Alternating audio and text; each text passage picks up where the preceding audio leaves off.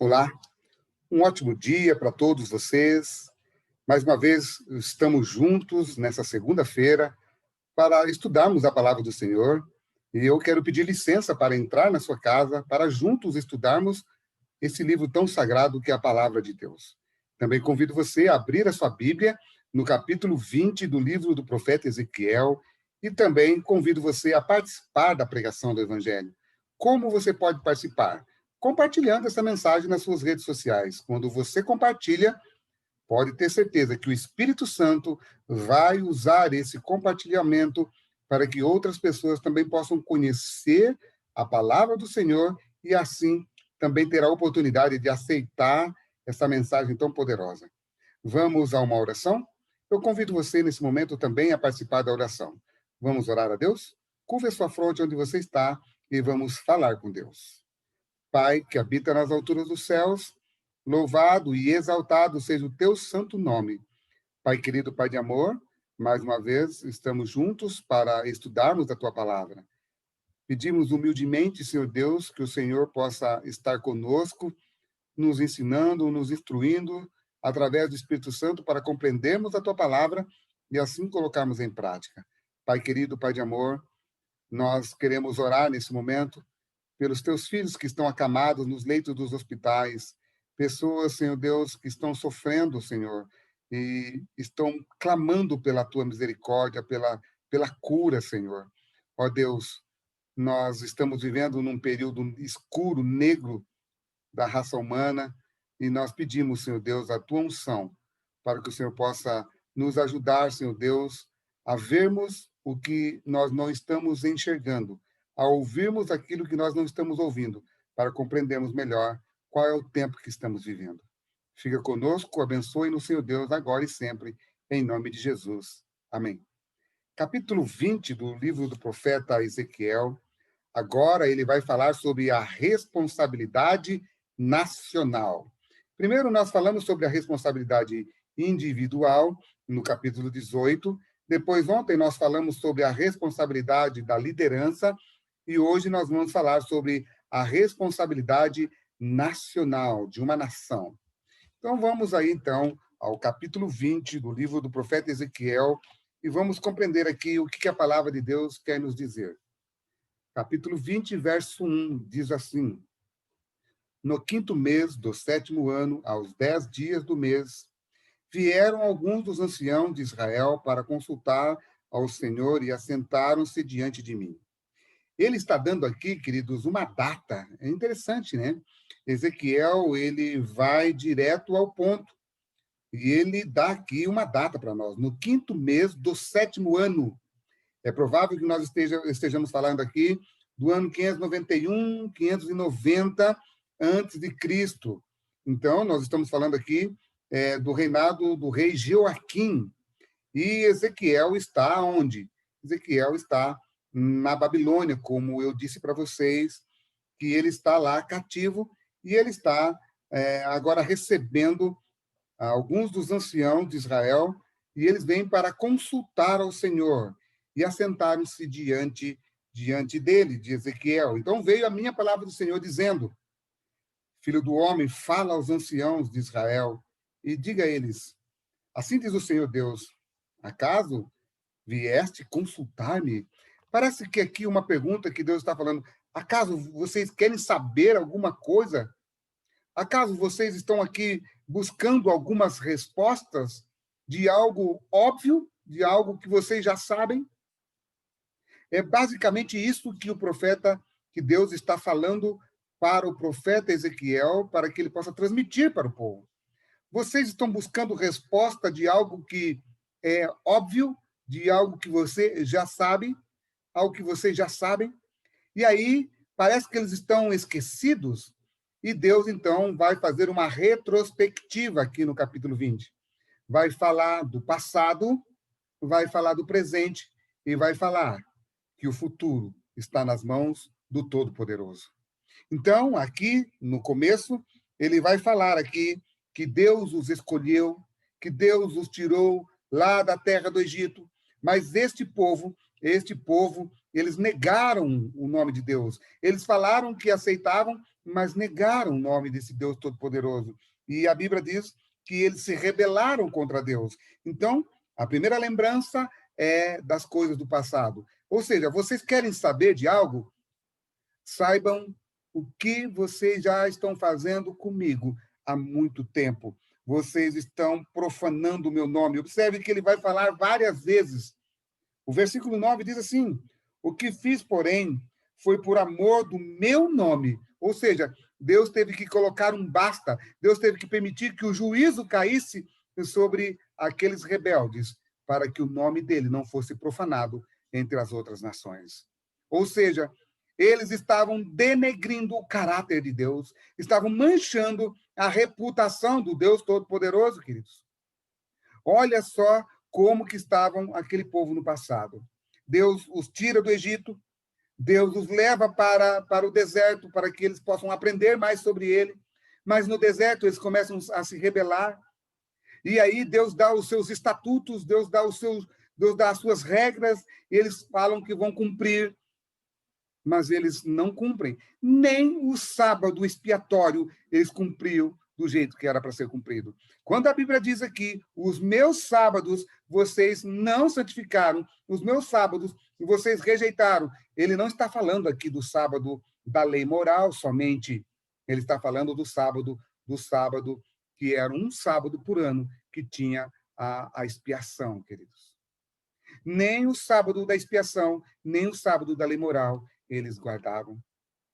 E Deus disse a eles: santificai os meus sábados. Quando ele diz santificar os meus, ele não está falando do meu sábado, ele não está falando do sábado semanal somente. Lógico que ele está falando dos dois, está falando do sábado cerimonial e está falando também do sábado semanal. Eles não guardavam, eles não guardavam as leis das ordenanças e também não obedeciam nem a lei moral. Queridos, esse povo aqui, por causa da idolatria, por rejeitarem o Deus de Israel, eles automaticamente, cada vez mais, estavam recebendo o juízo de Deus, e não acordavam, queridos. E não acordavam. Então, Deus refresca a mente deles e diz de novo para eles assim: olha só, vocês profanaram os meus sábados, eu fiz isso tudo, no verso 14. O que fiz, porém, foi por amor do meu nome, para que não fosse profanado diante das nações. Ou seja, todos os juízos que caíram sobre vocês, sobre a rebeldia de vocês, foi porque vocês estavam denegrindo o meu nome. O nome de Deus estava sendo jogado na lama, e Deus, por isso, se levantava para levantar o seu nome, para que o remanescente de outras nações pudessem aceitá-lo. Então, diante disso aqui que eu estou falando para vocês, versículo 21, mas também os filhos se rebelaram. Ou seja, não foram só vocês que se rebelaram, vocês também, os seus filhos se rebelaram. Aliás, não foi só os pais que rebelaram, os filhos se rebelaram, todos eles se rebelaram. Aí, verso 17, vou voltar ao verso 17, que diz assim, verso 16, desculpa, porque rejeitaram meus juízos e não andaram nos meus estatutos e profanaram os meus sábados, pois o seu coração andava após os seus ídolos. Não obstante, os meus olhos lhes perdoaram e eu não os destruí, nem os consumi de todo no deserto. Ou seja, sabe o que vocês mereciam lá no deserto? Vocês mereciam a morte. Ou seja, eu deveria ter matado todos vocês, porque ele estava amparado pela aliança, mas Deus não o fez, por amor ao remanescente que existia no meio deles. Queridos, esse capítulo 20 aqui é Deus refrescando a mente do seu povo para o que aconteceu no passado, e ele vai fazer com que eles se lembrem que eles também, no presente, não estavam em condições melhores do que eles. Mas, versículo 22, mas detive a mão e o fiz por amor do meu nome. Ou seja, mas coloquei a minha mão, fiz tudo que fiz por amor do meu nome. Aí no verso 23, também levantei-lhes no deserto a mão e jurei espalhá-los. Ou seja, sabe, queridos, não matar o povo lá no deserto, fazer com que o povo se espalhassem por causa da idolatria que eles cometessem, ainda era a misericórdia de Deus. O exílio na Babilônia para eles ainda era a misericórdia de Deus. O que o povo de Israel merecia? Aqueles que moravam em Jerusalém, que moravam lá em Samaria, o que eles mereciam? A morte, porque o salário do pecado é a morte. Mas, queridos, Deus, na sua infinita misericórdia, ainda deu para eles mais uma oportunidade. E sabe qual foi a oportunidade? O exílio. O exílio ainda era a última chance, a última oportunidade. E Deus, então, ele continua dizendo aqui que eles ainda continuaram profanando, continuaram fazendo coisa errada. Aí ele vai falar assim, portanto, versículo 30, portanto, diga à casa de Israel, assim diz o Senhor Deus, vocês contaminaram a vós mesmos, a maneira de vossos pais, ou seja, agora está falando para aqueles do presente. Primeiro ele falou do que fizeram os pais no passado, e agora ele vai falar para aqueles que estavam ali diante de Moisés, diante de Ezequiel, pedindo uma palavra de Deus. E aí, então, ele diz assim, vós contamineis a vós mesmos, a maneira de vossos pais, e vos prostituíram com as suas abominações. Verso 31, a oferecer os vossos dons sacrificais, como quando queimastes os vossos filhos, vós vos contamineis com todos os vossos ídolos até o dia de hoje. Porventura me consultareis? Porventura ainda você quer saber? Porventura ainda você está me questionando? Vocês são um bando de idólatras, são tão ruins, que vocês queimaram os seus próprios filhos para os ídolos. Vocês estão entendendo, queridos, como que chegou esse povo à idolatria? E aí, então, versículo 33, ele diz, tão certo como eu vivo, diz o Senhor Deus, com a mão poderosa, com o braço estendido, derramado furor, hei de reinar sobre vós. Agora está aqui o futuro, queridos. É Deus dizendo assim, apesar dos seus pais terem sido idólatras, apesar de vocês terem sido idólatras, saiba que vai existir um povo que vai me honrar. Vai existir um povo que vai me glorificar.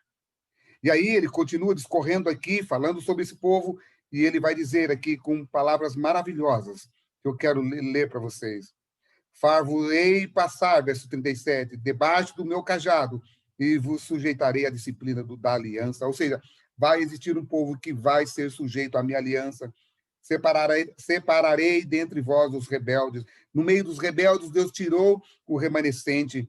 Quanto a vós outros, vós, ó casa de Israel, assim diz o Senhor Deus, ide, cada um sirva os seus ídolos, ou seja, já que vocês querem servir os seus ídolos, vão, mas saiba que eu ainda vou trabalhar e vai existir um remanescente. Através de Cristo Jesus,